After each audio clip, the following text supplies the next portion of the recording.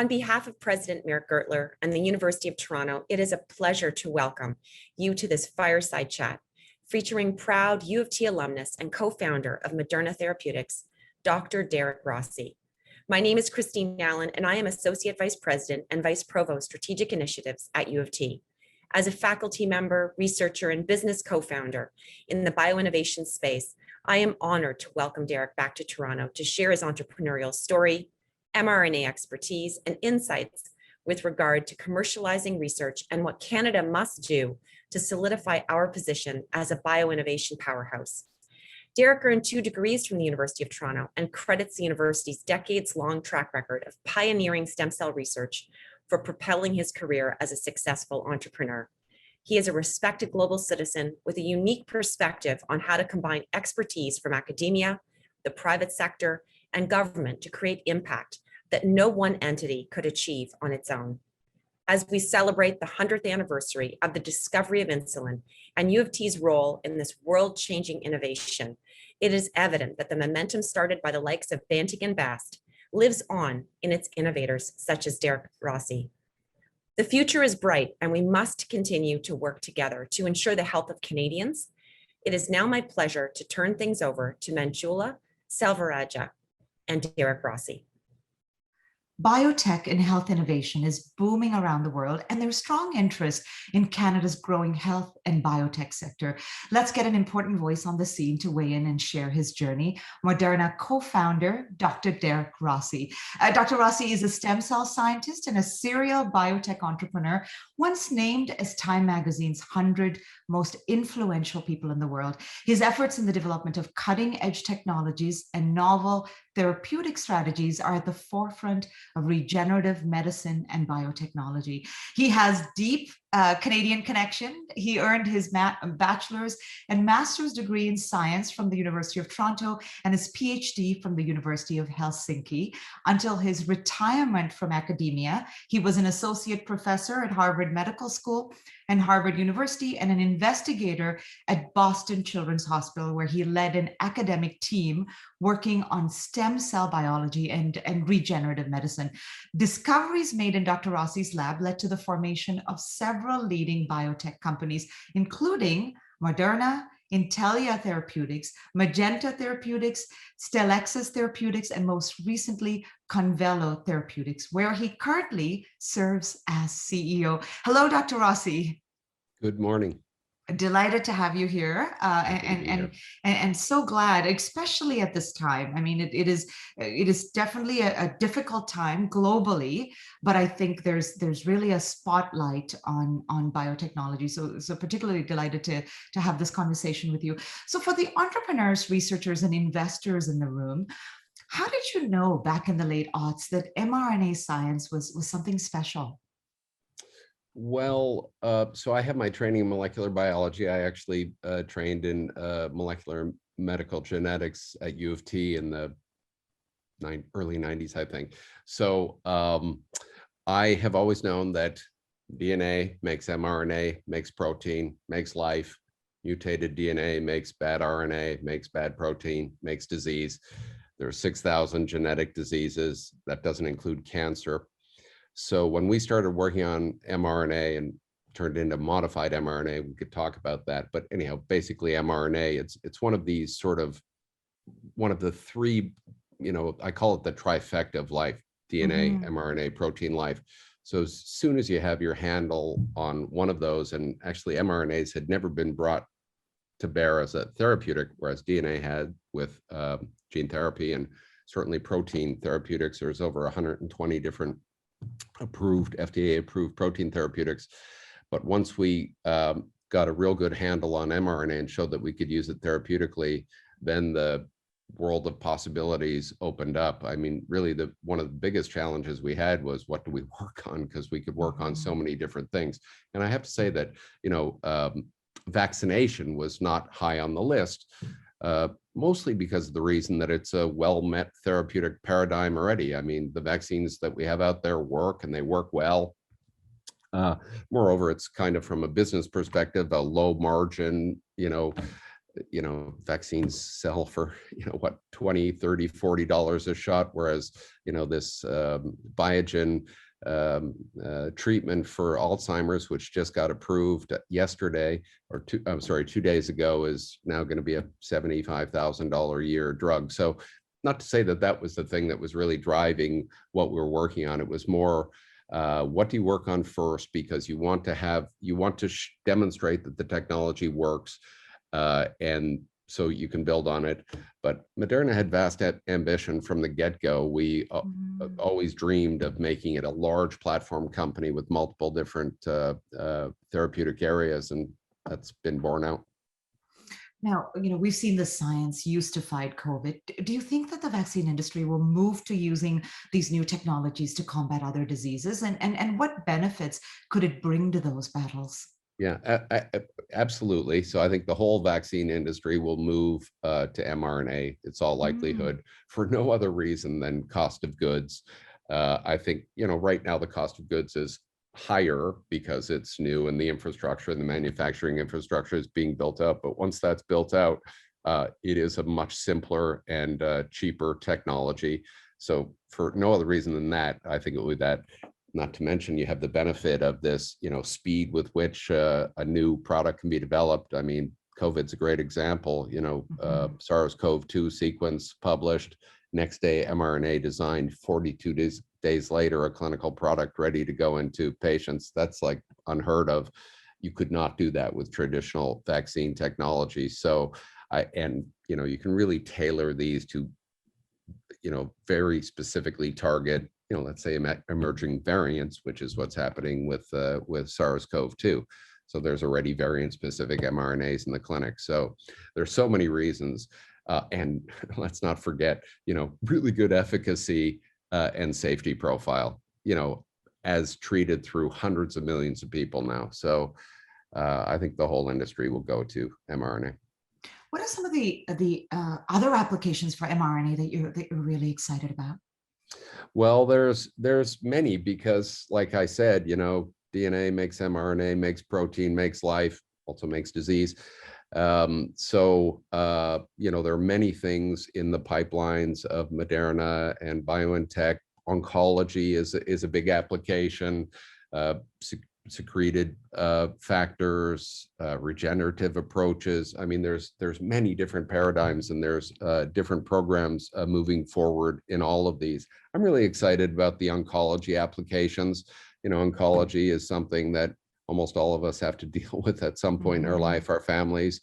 It's not a well-met need, depends on what type of cancer you get. But I think to have, this technology that can really, express any protein you wish in doses that you wish, and you can have multiple different things expressed at the same time. I mean, the versatility of the technology is really remarkable. So I suspect that oncology is going to be a big application, and of course, many things are moving through the clinical development pipeline right now. Now, just simply because I want to hear the story, let me take you back to a moment. This was a moment where you were doing some research around mRNA, really early days. Tell me that story about trying something on yourself.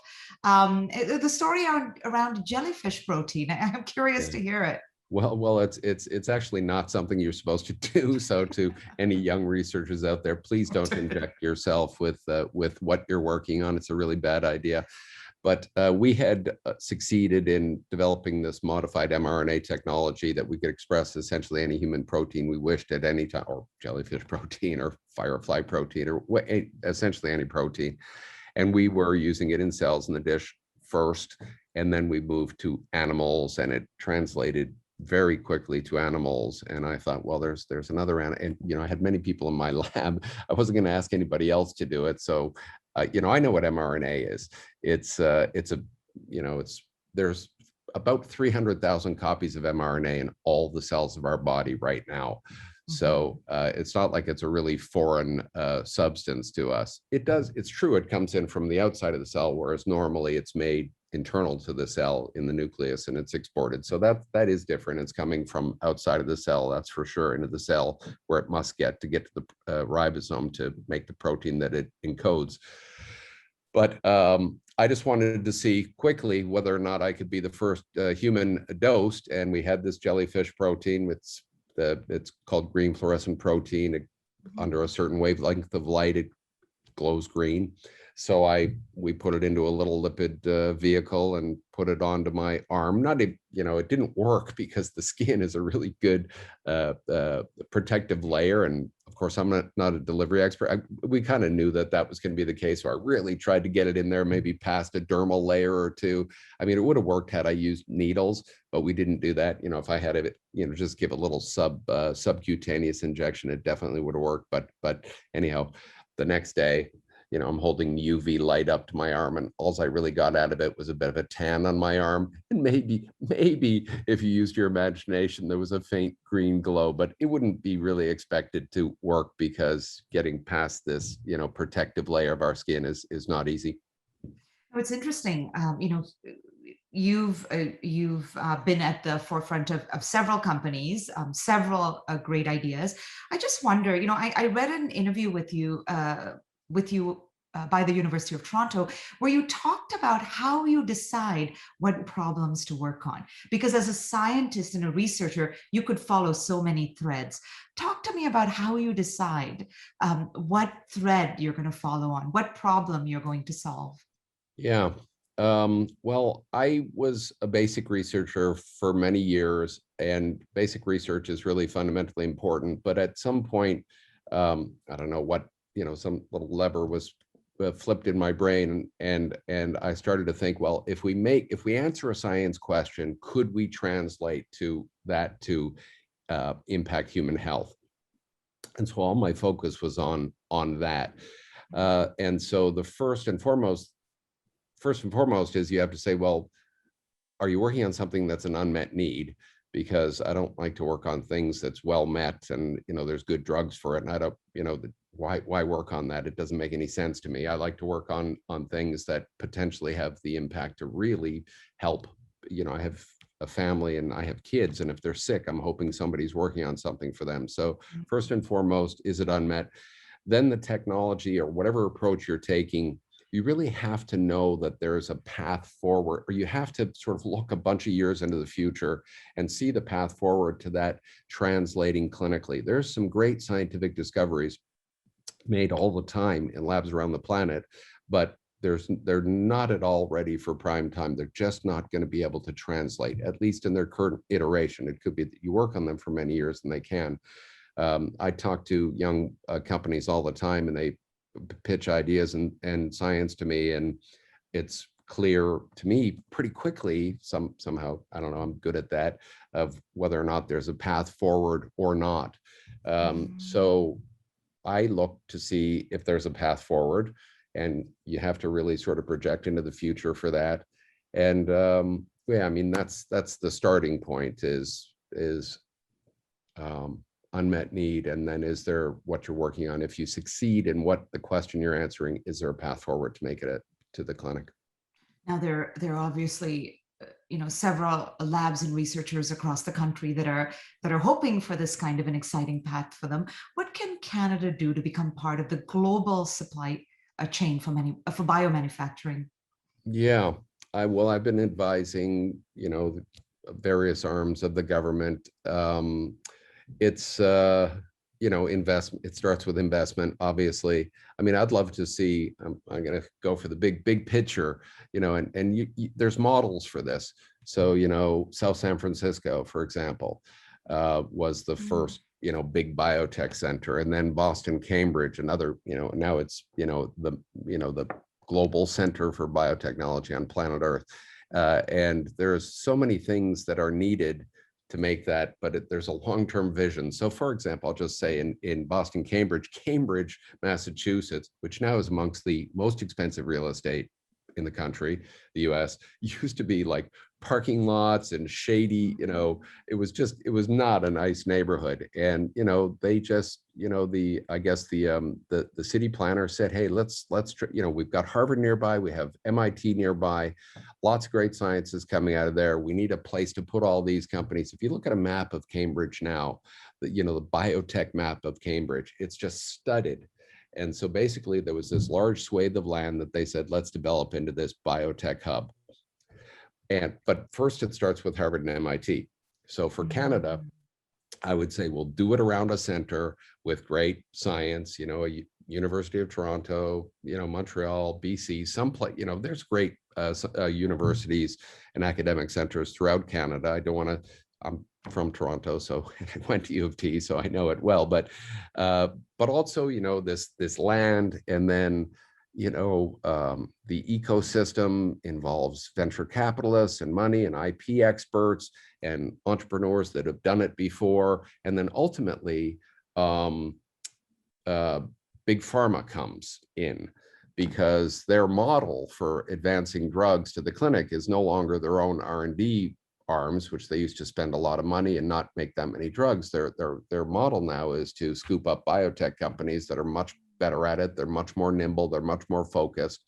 So, plan to attract pharma, and, with tax breaks and they got to build big buildings. So you need land, no question. So it's a long-term vision, but it's doable. And Canada should be a part of this, and can, because there's great science, there's great innovation. There's many of the elements here, but they're not sort of maybe all together all at once in the same place. And it takes a while. And by the way, it then also usually starts with one or two big successful companies. So for South San Francisco, it was Genentech. And Genentech made it, big in the mid 80s with recombinant DNA to make proteins for therapeutics. In Boston, it was Genzyme and Millennium Pharmaceuticals and Vertex and others. So you need these big anchor companies. By the way, lots of people pass through those companies. They gain the expertise on how to do it. They go off and they start, it's amazing, the ecosystem. It's, some people think about it as job insecurity, because maybe you're not at a company for that long, but in Boston, Cambridge, you jump out of one company, you go right into another one, and your career advances as you go along the way, because you've gained that expertise. So this is really important to this ecosystem of skilled people. And guess what? Skilled people want to live in cool places and cities that they can go out and eat and have fun. The city has to work for them too. True. City's got to work for them. So this is why I started by saying land is really important. And I would say it, like in an urban center. So that's a big ask.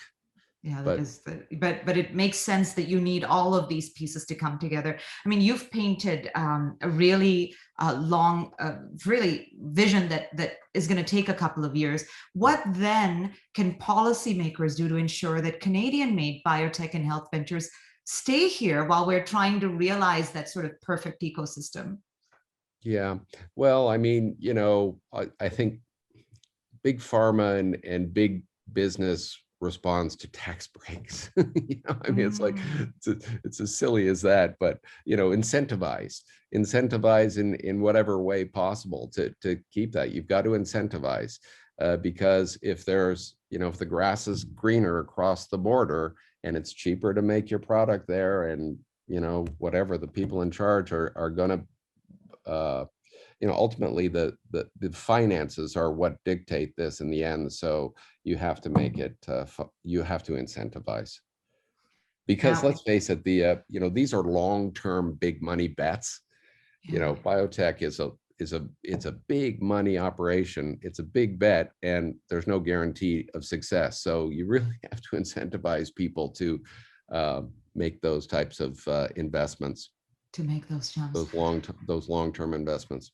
Now we have researchers and entrepreneurs that are watching this today. What advice would you like to pass on to them about transforming their scientific discovery into medical and commercial successes? Well, actually, mentorship is actually important. So getting, people engaged that have seen the movie before, because guess what? If you've seen the movie before, you know what scene is coming next. Whereas if you haven't seen the movie before, you're like, whoa, I wasn't expecting that. So getting that type of mentorship, and there's great communities for that in Toronto, even this Creative Destruction Labs, which I've recently been part of. It's now become a global thing, but it started in Toronto. So mentorship is important because sometimes young entrepreneurs don't know where to focus. You know, they think IP might be their most important thing. It may or may not be. Every story is different, actually. Every biotech story is different. So it does have a different path. There's, you know, more or less, you know, certain models that they fall into. But I think it, you know, really, and unfortunately, usually when I say this, then I get a whole bunch of emails of young companies. Then say it, then you must say it. Yeah, I totally get it. But I do advise a lot of young companies and people. So that's important. So mentorship is important, of course, because you're going from someone who's really focused on the science to someone who now has to contemplate running a business and everything else that comes with it. Right? Well, we're not trained as you know, academic scientists to be, you know, to move our science beyond the lab to, you know, the journals that we publish in. That's basically what we're trained at, we're good at. But beyond that, you know, even raising money, you know, simple things like that, filing quality IP, hiring good people, you know, early days. There's so many, you know, and stars need to align. You have to have some luck, but it starts with networks and it starts with mentorship. And yeah, it's really important. Well, really delighted that you could, even if it was a case of you mentoring us for the last 20 minutes, it's really delighted. I'm so delighted to speak with you today and hear some of the points that you have to say. What's next on the radar for you? Well, for me, well, I've been trying to retire from academia for, you know, well, I retired from academia, but the problem is I can't say no to good science. So I'm constantly getting involved in this, you know, this venture and that venture because I love good science and I want to help people make an impact. Kind of a fun thing that I'm doing right now. I've recently really gotten into the global snake bite community because it's a, yeah, it's a really, you know, it's an unmet, it's a really serious unmet need. You know, 150,000 people die a year, you know, several 100,000 permanently maimed. And this is in, you know, rural areas that pharma's not paying attention, not spending any money on. So I'm trying to put some energy into that issue. Well, we can't wait to hear more about that. Thank you, Dr. Rossi. Yeah, my pleasure. It was fun. Everyone, please stay tuned for our next session on transforming women's healthcare.